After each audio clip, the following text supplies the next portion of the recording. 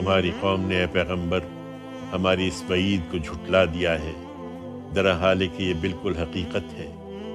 ان سے کہہ دو کہ میں تمہارے اوپر کوئی دروغہ نہیں بنایا گیا ہوں کہ تمہیں ضرور ہی سمجھا دوں۔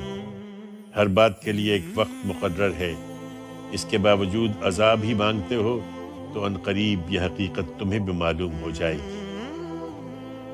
انہیں اب ان کے حال پر چھوڑو، اور جب دیکھو کہ لوگ ہماری آیتوں پر نکتہ چینیاں کر رہے ہیں تو ان سے کنارہ کش ہو جایا کرو، یہاں تک کہ کسی دوسری بات میں لگ جائیں۔ اور اگر کبھی شیطان بھلا دے تو غلطی کا احساس ہو جانے کے بعد ان ظالم لوگوں کے ساتھ نہ بیٹھو۔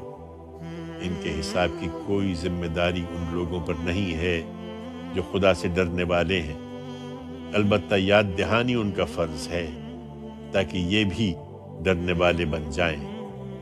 جن لوگوں نے اپنے دین کو کھیل تماشا بنا رکھا ہے اور جنہیں دنیا کی زندگی نے دھوکے میں ڈال دیا ہے، انہیں چھوڑو اور اس قرآن کے ذریعے سے یاد دہانی کرتے رہو کہ کہیں کوئی شخص اپنے کرتوتوں کی پاداش میں ہلاکت کے حوالے نہ کر دیا جائے، اور وہ بھی اس حال میں کہ اللہ کے آگے نہ اس کا کوئی حامی و مددگار ہو اور نہ سفارش کرنے والا، اور اگر ہر معاوضہ بھی دے تو اس سے قبول نہ کیا جائے۔